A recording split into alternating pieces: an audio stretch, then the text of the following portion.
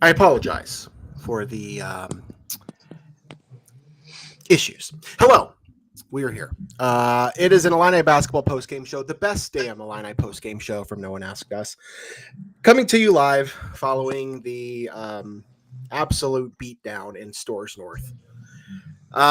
He's Craig. I'm Logan. We're going to try to make this short and sweet. Craig has better things to be doing. I don't really have much to say. UConn. Has the game started yet? Yeah, I think Illinois has the 8:30 tip. Is that right? 8:40 tip. Yeah, UConn 77, Illinois 52 is the final. Both teams played like absolute garbage in the first half, and Illinois was only trailed by 5 at halftime. And the game was tied with like a minute to go in the first half. Thought, all right, well, if UConn continues to play like this, then maybe Illinois has a shot. That did not happen. The UConn team that we knew we were going to see came out in the second half and throttled the Illini. Hello, Craig. How are you? Give me your thoughts. First impressions, vibes, whatever. It is a bold strategy to let a team go on a 30-0 run and think you can win the game. Yeah. No, I mean, that's the story. The bold strategy was Illinois' strategy at continuing to attack the rim, and Brad Underwood saying that they're going to continue to attack the rim when how many points did you get at the rim this game? Like none. I feel like that's the total opposite of the strategy they should have had. They should have had 5 shooters on the floor like they do when they play against Zach Edey and basically treat Donovan Clingan like Zach Edey, and they did not do that. But that said, I've tweeted it. I've texted it to every single person that has texted me since about halftime. This is an historically good Illinois team, an historic Illinois season that was just ended by a legendary, historically good UConn team. This UConn team has now won 10 NCAA tournament games in a row by 13-plus points. Like, we knew on Selection Sunday, Illinois got put in the toughest region against the toughest number 1 seed. Illinois fans wanted a second weekend, a Sweet 16. They got that and more. Like, no, did I expect Illinois to lose by 25? Not in my wildest dreams. But there was that possibility because UConn is that freaking good, So yeah, I'm fine. This 29-win season, Big Ten tournament champs, like, okay, we made the freaking Elite Eight. Like, these fans freaking out. Like, I've had a couple fans, like, I've had to talk people off the ledge today. Like, what does that say? Craig being the voice of reason amongst his friends. I don't get how you can be upset by a 29-win season that ends in the Elite Eight. Like, if you lose in the Elite Eight to a 11 seed or a 15 seed, like, okay, that's an issue. You just lost to the best team in the country, and they've been the best team in the country for 2 years. Like, it happens. This team, we made the Elite Eight for the first time in 20 seasons. Like, whatever. Yeah. To those of you that are here, thank you for joining us. Get in the chat, get us your thoughts, ask some questions. We'll put some up here on the screen. We'll be on here for a few minutes at least to talk about this. Like, share, subscribe, all that stuff. Yeah, I mean, I didn't expect this. I didn't expect to win either. I mean, I'm not upset. I don't know. I've honestly stayed off of social media for the most part during this game. So I don't know what people are saying. And most of our comments have been fairly positive for the most part. I truly think that Illinois, had they ended up in 2 of the other regions, maybe 3 of the other regions, they might have made it out. They might have made it to Phoenix. I think they could beat Alabama or Clemson, and I think they could play with Duke and who else is playing in that game? Duke, NC State. NC, yeah, like they can play in that game too. The guys I'm with today, we just had the conversation. Illinois could legitimately beat any team in the country on Sure. the right night, but realistically, this Illinois team could beat anyone on a regular basis besides Purdue and UConn. And what do both of them have? Behemoth in the paint that Illinois just can't guard or that can't match up with. That's it. Those are the only two teams. Yeah, the Donovan Clingan was the biggest story of the game from the get-go. He was the only thing Creighton had going for him. Defensively, offensively, he was a nightmare. Coleman Hawkins, as good as he is and as versatile as he is as a defender, he can't hang with 7'2" and however much. Like he just can't do it. Dane was ineffective coming in that spot in the first half, at least when Clingan was on the bench. Illinois was able to do some things, but for the most part, there was no answer for him. Illinois scored 52 points today. Only one player finished in double figures. That was Marcus Damask. Wait, so we scored more points in the second half than we did the first half, and we didn't score for the first 6 minutes of the second half? Correct, yes. Illinois scored 23 points in the first half, 29 in the second half. And we got outscored by 20 points in the second half. Marcus Damask, 17 points, 3 rebounds. This was Terrence Shannon's worst game. Did he get to double figures? No. 8 points. 8 points for Terrence. 3 assists. He was 2 for 12 from the field. 0 for 1 from 3. 4 for 6 from the free throw line. Free throw woes, again, were an issue, at least early. Yeah. Monty Hansberry was the second leading scorer, tied with Terrence Shannon 6 for 8 points. He had 8 points. Yeah, he had 2 threes and 2 free throws. Quincy Guerrier 7 points, Coleman Hawkins 5 points, Justin Harmon 5 points, Dre Gibbs Lawhorn 2 points. Ty Rogers did not make a bucket. Dane Danger did not score a bucket. Yeah, and then on the other side, it was Clingan, 22 points for him. They had 5 guys finished in double figures. Yeah, this is just a really good UConn team. I mean, I don't think we need to dwell on it too much. I have kind of been sorry, chat. I haven't been ignoring you. Just, a lot on my mind. Logan's not used to the producing role of this. Yeah, that's honestly, that's true. That's true. I haven't had to do this a ton. I did have one here.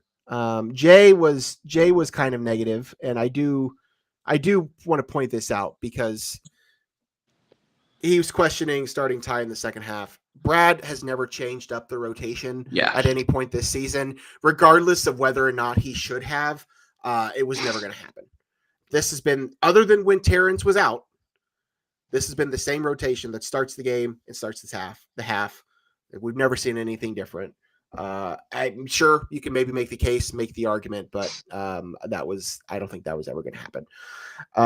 Let's see. Michael, yes, like and subscribe if you haven't already done that. I wanted to point out our most recent show. That's one of the reasons why we got on here. After a 20 point loss, whatever this is, 30 point loss. I didn't think we really needed to be on this show, but we had a pretty good reception after last show on Thursday. So I wanted to hop on here and at least thank everybody for joining us on this ride. This has been fun. This has been a good season. This has been an incredible basketball season for Illinois. You just ran into a buzzsaw of a team that will likely run the table in March. I truly don't think anybody's going to stop.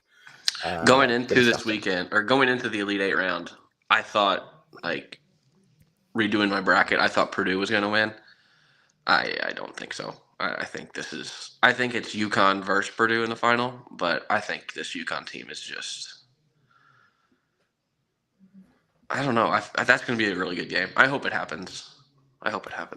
This is a good comment. Our buddy Matthew John. UConn feels like Bowser from Super Mario 64. Yeah, that's pretty much what you're dealing with. Yeah. Brian's in here. Can't shoot 20% and win. Well, and that's pretty much what we ran into here. 25% from the field. That's not going to get you anywhere. Their defense was good. UConn's defense was good, and they did limit Illinois to an extent, but Illinois also missed shots they shouldn't have missed. They missed layups they shouldn't have missed.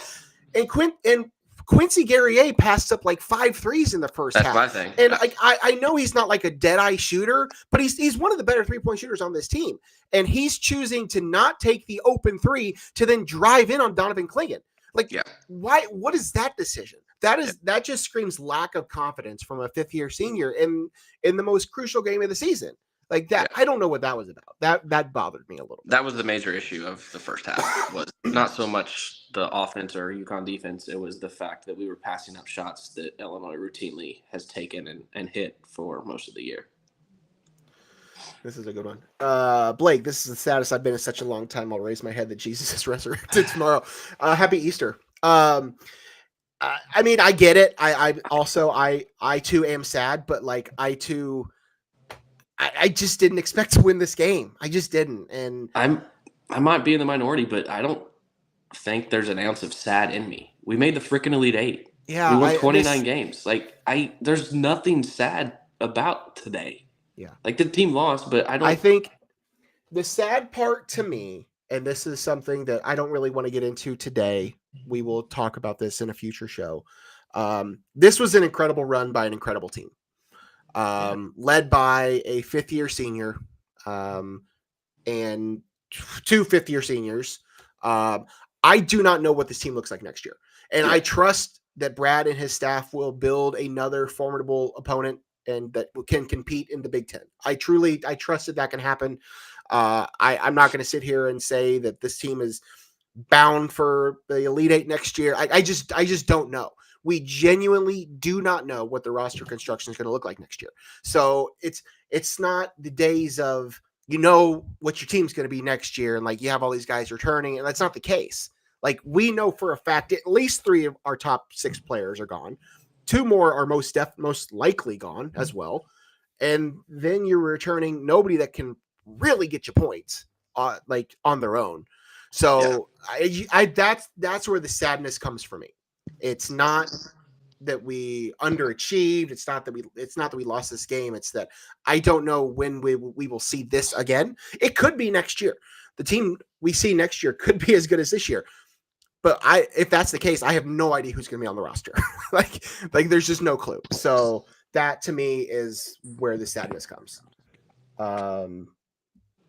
Let's see. Anything else? Michael wants to know, hey, Craig, how's the party?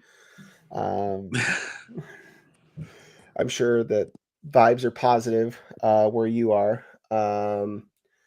Let's see. I was one of only 2 Illinois fans here. I'm not at an Illinois fan party, so. Yikes. Yeah. Let's see. There's a few other things in here, but yeah, Michael, again, and I talked about Quincy. Coleman Hawkins passed up on several shots too. Again, I don't know, if we're swinging to the open man more, like I don't know. There just wasn't a lot of that, and that was also kind of frustrating. Yes, it is portal season. There's a lot of comments in here. So I'm just glad people are here. Glad people are hanging out with us. Oh yeah, let's shout out Amani Hansberry, who came in with 9 minutes to go in the second half and put up 2 threes, made a couple free throws. Again, don't know what the future looks like. Don't know what the roster looks like next year, but if Amani Hansberry's here, I think he's somebody that we've seen can actually do some things. So shout out to Amani Hansberry. If I'm going to give out an everyday guy of the game today, I'm going to give it to Amani Hansberry. Anything else? Anything else you want to talk about? No, I think I've said all my piece. Okay. Yeah, I'm kind of there with you. It was brutal. It was ugly. It wasn't a lot of fun. But we shouldn't let this game have that much of a negative impact on our feelings towards this season, because as you and I have talked about, as every Illinois media person has talked about, as I'm sure most every fan has talked about, this is one of the most accomplished seasons we've had. This one is an 11 seed that squeaked into the tournament and made a Sweet 16 Elite 8 run. This is a team that dominated throughout the season, aside from Purdue, essentially. 1 or 2 less slip-ups throughout the season, and you might have been sharing a Big Ten title with Purdue. But you win the Big Ten tournament. and then you make a run to the Elite Eight. I don't know about you, Craig. This is the first Elite Eight I've seen since 2005. So, I mean, I'm just happy to be here. That was my take going into it, and that's my take coming out of it. Yeah. I'm just happy to be here. This was a good basketball team. This was a I fun agree. basketball team to watch. I've enjoyed doing the show with you. I've enjoyed, hanging out with our lovely guests and chats, and everybody that wants to hop on here and give their piece and vent and We're starting whatever. to get some regulars. Yes, we are. We are, and you know who you are out there. Yeah. We do appreciate you hanging out with us this season. Yeah, we'll shut it down here. We've only been on here for about 20 minutes, but I think that's probably long enough after a 30-point loss. So, Craig, enjoy the rest of your night. Enjoy the rest of your weekend.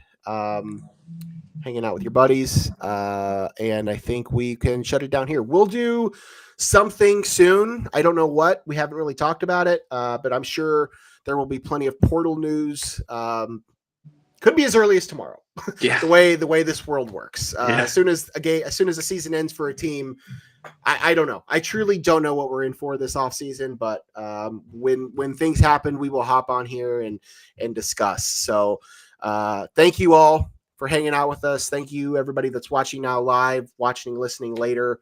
We appreciate all of you for doing that. It's been a lot of fun. For Craig, I'm Logan. We will see you guys soon. Once again, final from Boston tonight, 77-52. Illinois falls to UConn in the Elite Eight. We will see you guys later. ILL.